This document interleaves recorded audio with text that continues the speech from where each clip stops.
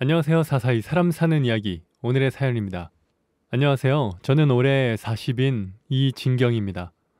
지금은 9살 딸과 남편 그리고 아빠와 함께 살고 있어요. 우리 아빠는 조금 특별한 분이세요. 칠순이 되었는데도 20년도 더 된 기억을 소중하게 간직하고 계시죠. 오늘 저희 아빠에 대한 이야기를 해볼까 합니다. 저는 어릴 때 불우한 환경에서 태어나 자랐습니다. 부끄러운 이야기지만 엄마는 남자를 상대하는 일을 했고 아빠는 한량이었어요.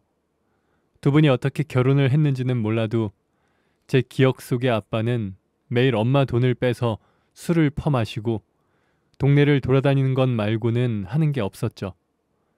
그러면서도 엄마가 웃음을 판다며 계속 구박하고 끊임없이 의심하곤 했어요. 저 역시 그런 엄마가 자랑스러운 건 아니었지만 아빠는 돈도 벌지 않으면서 엄마를 욕하고 저도 구박하는 정말 없느니만 못한 지긋지긋한 사람이었습니다. 게다가 원체 귀가 시간이 일정치 않은 엄마인데도 집에 들어오는 시각이 조금만 늦으면 난리가 나곤 했죠. 술병을 던지며 엄마에게 욕지거리를 하기도 했고 심할 때는 엄마가 일하는 곳까지 찾아가 손님과 가게를 나오는 엄마를 강제로 끌고 오기도 했어요. 그럴 때면 엄마와 아빠는 악을 지르며 싸우곤 했습니다. 저는 그런 아빠가 너무나 한심해 보였어요. 무슨 일이든 해서 돈을 버는 엄마가 나아 보였죠. 아빠는 어디서나 하등 도움이 되지 않는 사람이었고 엄마의 벌어온 돈마저 아빠가 모두 흘려버렸기 때문에 저는 항상 돈이 궁했습니다. 그런데 그런 아빠는 제가 중학교 입학 전에 돌아가셨어요. 그날도 언제나처럼 술에 취해 엄마를 잡으러 가다가 길 건너에 엄마를 보고는 무단횡단을 하다가 차에 치이는 사고를 당했거든요. 그렇게 아빠는 가셨지만 제 불우한 인생은 나아질 기미가 보이지 않았어요. 결국 제 힘든 삶은 아빠 때문이기도 했지만 엄마도 비슷한 사람이었던 거죠. 엄마는 아빠가 돌아가신 후에도 늘 돈을 꽁꽁 숨기며 미성년자인 저에게 필요한 지원조차 제대로 해주지 않았습니다. 먹을 것이라곤 항상 쌀이나 계란 정도였고 중학교 교복도 사주지 않아 저는 얼굴을 붉히며 졸업한 선배의 교복을 얻어 입어야만 했습니다. 최소한 새 블라우스는 사줄 거라 기대했지만 그건 저의 헛된 바램이었죠. 더군다나 민감한 나이였는데 보풀하기가 잔뜩 일어난 블라우스를 입고 낡아 빠진 가방을 메고 학교에 다니는 것이 매일매일 얼마나 창피했는지 몰라요. 하지만 창피하다는 감정은 궁핍에 비하면 아무것도 아니었죠. 당시 저는 고작 중학생일 뿐인데 궁핍이라는 것을 온몸으로 느끼고 있었거든요. 필요한 것이 있어도 살 수가 없었어요. 엄마에게 돈을 달라고 하면 차마 들어줄 수 없는 저주를 퍼붓곤 했거든요. 그래서 제가 쓸 돈은 스스로 벌어야만 했습니다. 하지만 중학생을 써주는 곳이 없으니 한겨울에도 손을 불어가며 전단지를 돌려야 했죠. 빨갛게 얼어버려 제대로 움직이지도 않는 손가락으로 지나쳐가는 사람들에게 전단지를 주면서 이를 악물고 중학생 시절을 버텼습니다. 그렇게 힘든 시간이 지나 저는 상고로 진학을 했어요. 형편상 인문계 고등학교는 꿈도 꿀 수 없었죠. 그런데 그 즈음 엄마는 술집에서 뭐가 잘 안 됐는지 툭하면 어떤 아저씨들을 집으로 데려오기 시작했어요. 그렇게 온 아저씨들은 짧게는 며칠, 길게는 몇 주씩 지내다가 어느 날 사라지곤 했는데 한 아저씨가 사라지면 며칠 후 다른 아저씨가 와서 지내는 시기였죠. 그렇게 낯선 사람이 집에 오면 불편하기는 했지만 딱 그 정도까지였어요. 딱히 저에게 관심을 주는 사람은 없었거든요. 물론 저도 엄마나 그 아저씨들에게 관심이 없었고요. 그런데 언젠가 우리 집에 온 아저씨가 몇 달이 지나도 나가지를 않더군요. 처음엔 이제 나갈 때가 됐는데 하는 생각을 했지만 몇 달이 지나니 그냥 또 그 상황에 익숙해지더군요.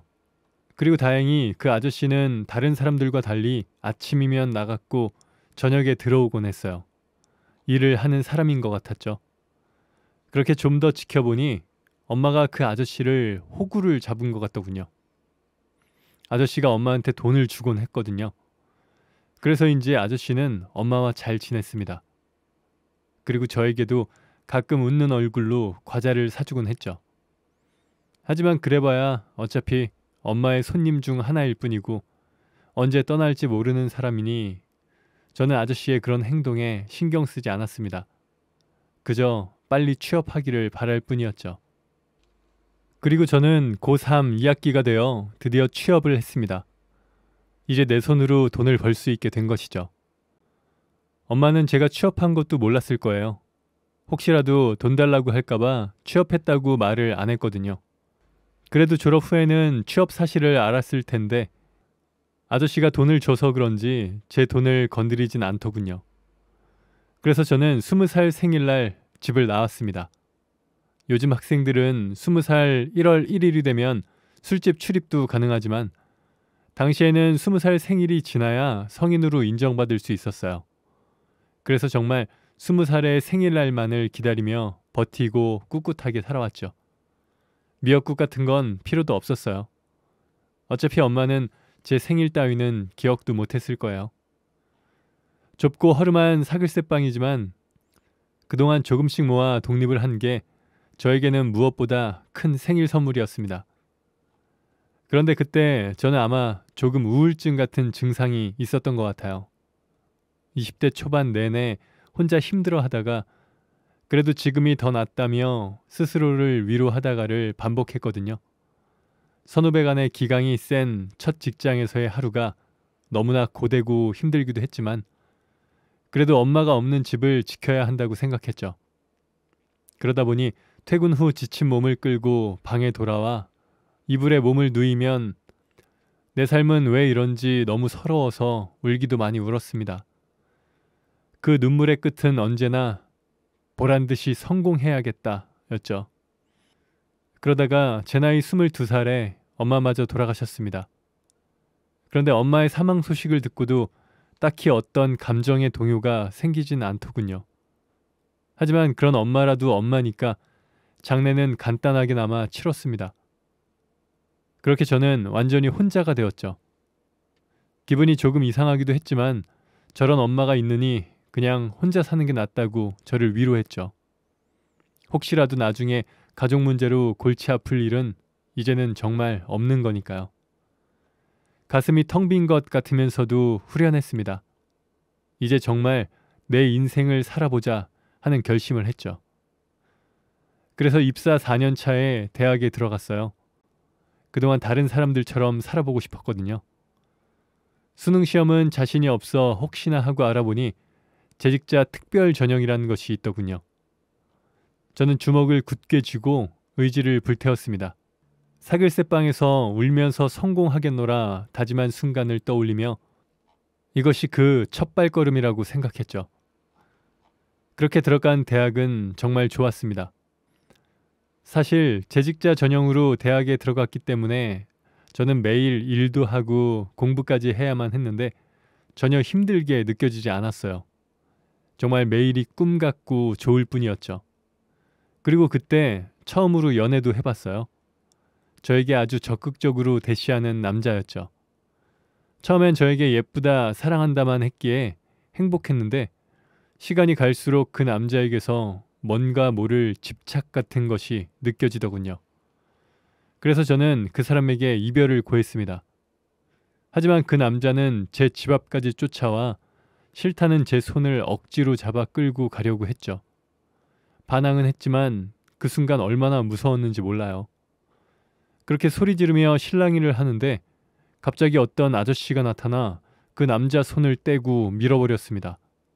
그리고는 분노한 얼굴로 어디 젊은 여자한테 행패야! 하며 소리를 치는데 그 사람은 바로 엄마와 오래 살던 아저씨였습니다. 남자는 그렇게 가버렸고 전 아저씨에게 물었습니다. 아저씨, 왜 여기에 있어요? 아니, 우연히 지나가다가 봤어. 우연이라는 말을 전혀 믿을 수가 없던 저는 순간 소름이 돋더군요. 우선 도와주신 건 감사해요. 그런데 저 여기 사는 거 알았어요? 아니야. 진짜 몰랐어. 우연히 지나가다가 본 거야. 아이고, 늦었네. 나 간다. 조심하고. 아저씨는 그렇게 허둥지둥 사라져버렸고 저는 바로 다른 곳으로 이사를 갔습니다. 우연이라는 그 말을 도무지 믿을 수가 없었거든요. 그 후로는 아저씨를 볼 수 없었죠. 그리고 시간이 흘러 저는 무사히 대학을 졸업했고 더 나은 대우를 받기 위해 회사를 이직했어요. 이직한 회사에서는 전 회사보다 많은 것이 편안했습니다. 이제 정말 사람 사는 것 같았죠. 그렇게 지내다 보니 회사에서 저에게 다정하게 다가오는 사람도 생기더군요. 처음에는 그 넉살이 거북스러워서 피했는데 자꾸 보니까 정이 들었고 점점 가까워졌죠. 그런데 이 남자와 많은 이야기를 해보니 정말 저와는 비교도 안 되게 좋은 환경에서 자란 사람이더라고요. 그래서 조금 밀어내고자 제 가정사를 이야기했는데도 변함없이 사랑해 주었죠. 결국 저는 그 남자와 연인이 되었고 2011년에 결혼까지 하게 되었습니다. 남편과의 결혼 생활은 정말 행복했어요. 혼자 음침하게 살다 보니 웃을 때조차 얼굴에 그림자가 지던 저를 남편은 늘 웃게 해주었죠. 그리고 예쁜 아이도 낳아서 화목한 가정을 이루고 잘 살았습니다. 저는 소중한 우리 딸은 절대로 불행하게 키우고 싶지 않았어요. 다행히도 남편이 정말 좋은 사람이라서 그런지 딸아이는 곱게 키울 수 있었습니다. 그렇게 사랑스러운 아이의 돌잔치를 할 때쯤 남편이 저에게 이상한 말을 하더군요. 여보, 아무리 새아버지라도 이제 아버지로 인정하는 게 맞지 않아? 무슨 소리야? 내가 아버지가 어디 있어? 대뜸 무슨 소리를 하는 건지 저는 정말 어이가 없었어요. 돌아가신 장모님이랑 오래 사신 분 있다고 했잖아. 무슨 소리야? 그 많은 엄마 손님들을 다 아버지라고 하라는 말이야? 제가 벌컥 짜증을 내니 남편은 조금 망설이다가 솔직하게 털어놓기 시작했습니다. 사실 내가 장인어른이랑 예전부터 알고 지냈거든. 나 결혼 전에 살던 오피스텔 있잖아. 거기 경비 아저씨가 장인어른인데. 뭐라는 거야? 알아듣게 설명을 해봐. 알고 보니 남편이 결혼 전 자취하던 오피스텔의 경비원이 그 엄마의 호구 아저씨였대요. 사실 그 오피스텔에 저희 회사 직원이 많이 살아요. 회사와 가깝기도 하고 시설도 깨끗해서 좋다고들 하거든요. 물론 저는 회사 사람들 많은 곳에서 살고 싶지 않아 다른 곳에 살았지만요. 아무튼 남편은 그 특유의 넉살로 오피스텔 경비 아저씨와도 가깝게 지낸 모양이에요. 늘 싹싹하고 예의가 바르니까. 그런데 어느 날 아저씨를 본 남편이 안녕하세요. 오늘도 좋은 하루 보내세요. 일은 쉬엄쉬엄 하시고요. 했더니 아저씨가 아이고 14층 총각이구만. 이런 사위 있으면 딱 좋겠네. 한 거죠. 그 순간을 놓칠 리 없는 남편이 웃으면서 선생님 따님 있으시면 소개 좀 해주세요. 하니까 진짜? 우리 딸 엄청 예뻐. 하진그룹에 다니고 있어. 하며 자랑하신 거죠. 아저씨는 14층 총각도 하진그룹에 다니는 것까지는 몰랐고요. 순간 흥미를 느낀 남편은 아저씨에게 따님 사진을 보여달라고 했고 아저씨는 제 프로필 사진을 보여주며 우리 딸 이진경이 이쁘지? 하더랍니다. 그날 회사에 출근한 남편은 직원 검색으로 제 이름을 찾았고 가끔 마주치던 직원이었던 저를 알게 된 거죠. 사실 처음엔 제가 마음에 든다기보다는 고마운 경비 아저씨 딸이라고 하니까 아는 척을 하고 싶었는데 제가 너무나 차가운 모습이었던 거죠. 그래서 전혀 그 친절한 경비 아저씨 딸 같지 않았대요. 어떻게 저렇게까지 다르지?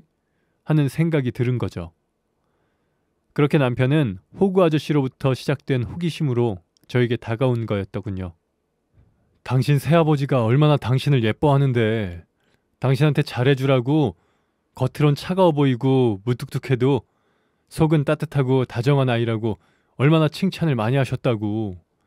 장인어른 아니었으면 우리 못 만났을 수도 있어. 그전까지는 이름도 모르고 지냈잖아. 남편은 구구절절 이야기하며 호구 아저씨를 두둔했지만 저는 화가 머리 꼭대기까지 치밀었죠. 결국 저는 아저씨를 찾아갔어요. 그리고 보자마자 소리를 질렀죠. 아저씨가 왜 내 아빠예요? 엄마도 죽고 없는데 아저씨가 왜 내 아빠냐고요? 그런데 오랜만에 만난 아저씨는 저를 보며 아무렇지도 않게 말하더군요. 진경이 너는 내 딸이지. 내가 네 엄마랑 결혼을 했고 진경이가 엄마 딸이니까 결국은 내 딸이지. 아저씨, 예전에 나 구해준 것도 우연 아니죠? 아저씨 지금까지 나 쫓아다녔어요? 쫓아다니긴 아빠가 딸 지켜주려고 근처에 사는 거지. 알고 보니 아저씨는 늘 제 근처에 살았더군요. 결혼 전까지는 늘 저를 따라다니느라 제 근처에 살았다네요. 다만 그날의 신랑이 사건 이후로 절대 모습을 보이지 않았을 뿐이었다고 했습니다. 아저씨는 아빠니까 딸을 지켜줘야지. 안 그래? 하는데 이미 감정이 격해질 대로 격해진 저는 다시는 어디 가서 제 아빠라고 하지 말라고 으름장을 놓고 돌아왔습니다. 그런데 사실 그날 기분이 참 이상했어요. 하지만 남편에게도 그런 기분을 말하지는 않았죠. 그런데 얼마 후 주말 남편이 갑자기 맛있는 식당에 가자고 하더군요. 그래서 온 가족이 신나서 가보니 그곳에 아저씨가 있었어요. 남편이 아저씨에게 딸을 보여주려고 만든 자리인 듯 했죠. 원래 저였다면 당장 뒤돌아 나갔을 테지만 얼마 전 그 일도 있고 해서 그냥 조용히 앉았습니다. 아저씨도 이 상황이 겸연쩍은지 연신 헛기침을 하면서도 단정하게 차려입은 정장에 깔끔하게 넘긴 머리가 저와 딸을 만난다고 신경 쓴 듯한 모습이었죠. 하지만 식사 자리는 상당히 어색했습니다. 우선 제가 아무 말도 하지 않았거든요. 사실 머릿속이 상당히 복잡했어요. 더 이상 아저씨한테 화내고 싶은 마음도 들지 않더라고요. 세월이 지나 기억 속 모습보다 훨씬 늙어버린 아저씨. 제가 곤란할 때 나타나서 도와줬던 아저씨. 그리고 남편과 저를 이어준 고마운 아저씨. 그런 생각이 식사 내내 머릿속에 맴돌더군요. 그리고 그날 이후 남편은 대놓고 아저씨를 장인어른처럼 대하기 시작했어요. 제 눈치를 보면서도 장인어른이 어쨌고 저쨌고 하면서 계속 장인어른이라고 하고 말문이 트이기 시작한 딸도 어눌한 발음으로 하비 하곤 했죠. 그러다 보니 언젠가부터는 아빠라는 생각이 들기도 했지만 그래도 저는 계속 아저씨라고 불렀습니다.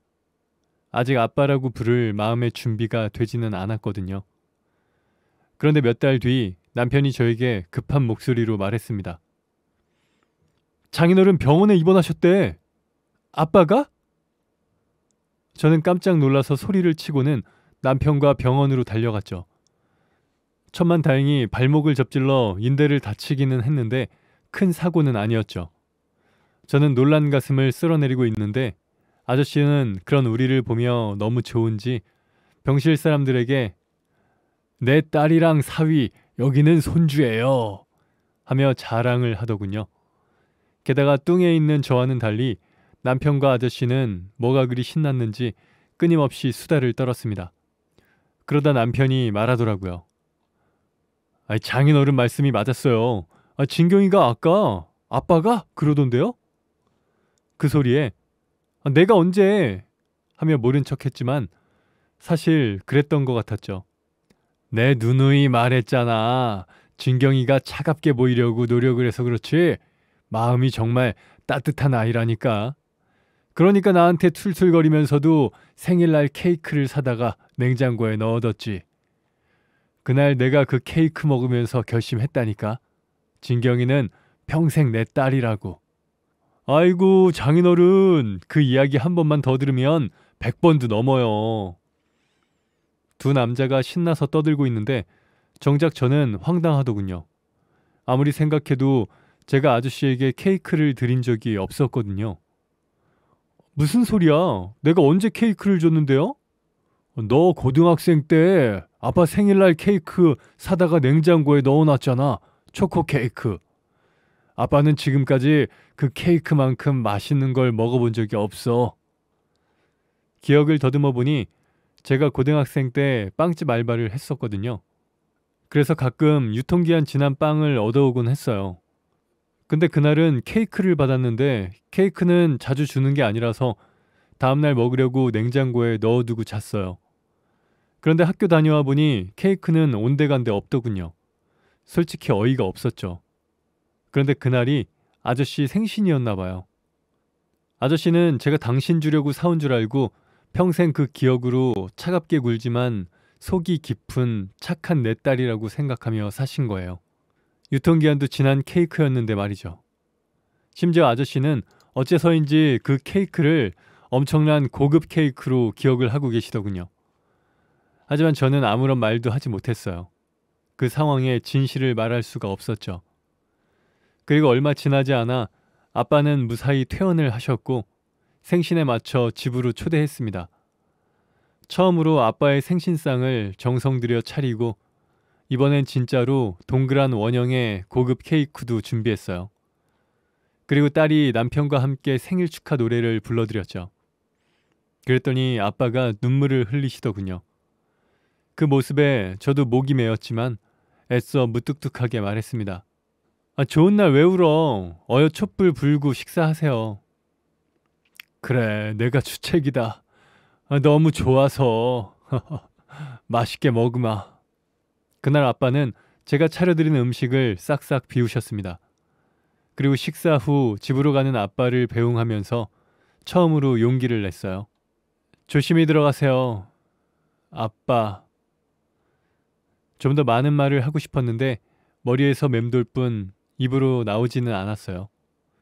그런데 아빠는 그 말만 해도 충분했는지 제 손을 꼭 잡고 고맙다고 말씀하셨어요. 그리고 서둘러 전철을 타러 내려가셨죠. 저는 그런 아빠의 뒷모습을 보면서 코가 시큰했습니다. 그 뒤로는 아빠를 명절이나 생신, 주말 등 시간이 될 때 종종 찾아뵈었어요. 그렇게 조금씩 아빠와 가까워졌죠. 어느새 5살이 된 딸아이는 할아버지를 만나는 시간을 아주 좋아하게 되었고 저도 남편도 아빠와의 시간이 편하고 즐거웠어요. 몇 가지 문제만 없다면 완벽한 가정이었죠. 남편과 결혼 후 맞벌이 하면서 힘들게 살아도 전셋집 벗어날 형편이 안 되더라고요. 집주인이 전세금을 올려달라고 하는데 그 금액이 너무 터무니없어서 한숨만 푹푹 나왔습니다. 남편과 함께 이사를 가야 하나 추가 대출을 받을 수는 있나 하며 골머리를 앓고 있는데 아빠가 찾아와서는 통장을 하나 내밀었어요. 내 딸 결혼할 때 해주고 싶었는데 못 줬어. 별 생각 없이 통장을 받아 열어보니 빼곡한 입금 내역으로 3억이 들어있는 통장이었습니다. 네 엄마 가고 집 보증금 빼고 나서 조금씩 저축해서 모았다. 네 돈이니 써라. 제가 아는 아빠는 항상 검소하게 생활하셨어요. 그 연세에도 열심히 일하시며 당신은 최소한의 돈만 갖고 지내며 평생을 모은 돈이겠죠. 그 모습이 그려져서 저는 거절했습니다. 아빠, 나 이 돈 못 받아. 이걸 내가 어떻게 받아요? 원래 10억 만들어서 주고 싶었는데 이렇게 해서는 죽기 전에는 못할 것 같다. 우선 이거라도 받아. 전세금 올려줘야 한다며. 남편이 말했는지 아빠는 우리 집 사정을 알고 있었어요. 대출 받으면 돼요. 아빠 돈은 아빠가 써. 내가 뭐라고 평생 모은 돈을 줘. 이거 어차피 네 돈이야. 어여 받아. 아빠는 우격다짐으로 제 손에 통장을 쥐어줬습니다. 그럼 같이 살아. 그래야 이 돈 받을 수 있어. 아서라, 같이 살면 짐 된다. 그럼 이 돈 안 받아. 가져가요. 그렇게 아빠와 한참을 실랑이 했으나 아빠는 통장만 두고 가버리셨어요. 결국 남편까지 나서서 아빠를 설득했어요. 장인어른, 장인어른 같이 안 사시면 저 진경이한테 쫓겨날 수도 있어요. 아, 그걸 왜 아빠한테 말했냐고 난리 났어요. 진경이 무서운 거 잘 아시잖아요. 신랑의 진짜 같은 연기에 아빠는 저희와 함께 지내겠다 하셨습니다. 그래서 우리 가족은 방 4개의 집을 매입해서 함께 살게 되었어요. 아빠 덕분에 대출은 거의 안 받고 좋은 집을 구할 수 있었죠. 그렇게 아빠와 함께 산 지도 벌써 4년이네요. 이제는 저도 제법 자연스럽게 아빠 소리가 나와요. 물론 여전히 말할 때마다 많이 쑥스럽지만요. 엄마가 돌아가신 이후 아빠는 계속 혼자 사셨어요. 피는 물론 호적도 섞이지 않은 딸, 저만 생각하면서 말이죠. 올해 연세가 70이라서 이제 일 그만하고 쉬라고 해도 10억은 못해도 5억은 채워주겠다면서 열심히 일하시는 중입니다. 나름 건강 해치지 않게 챙겨드리고 있지만 그래도 이제 쉬셨으면 좋겠네요. 저는 아빠한테 이미 10억이 아니라 100억을 받은 기분인데 그 말을 못했어요. 아빠가 드신 그 초코 케이크가 아빠의 기억 속에는 커다란 고급 케이크로 남은 것처럼 저에게도 아빠가 주신 돈이 3억이 아니라 300억보다 더 귀하게 느껴지는데 말이죠. 사실 저는 그보다 더 했죠. 평생 가족이 없다고 생각하고 살았는데 나도 모르는 사이에 날 지켜주는 아빠가 있었으니까요. 오늘은 아빠 몸보신을 위해 맛있는 고기를 준비하려고 합니다. 그래도 제가 해드리는 음식이 입에 맞으시는지 살이 조금 올라와서 보기 좋으시네요. 앞으로도 아빠에 대한 감사함을 잊지 않고 평생 효도하며 살겠습니다. 제 이야기는 여기까지입니다. 감사합니다. 네, 오늘 사연은 여기까지입니다. 사람 사는 이야기, 채널 구독과 좋아요, 알람 설정 부탁드립니다. 감사합니다.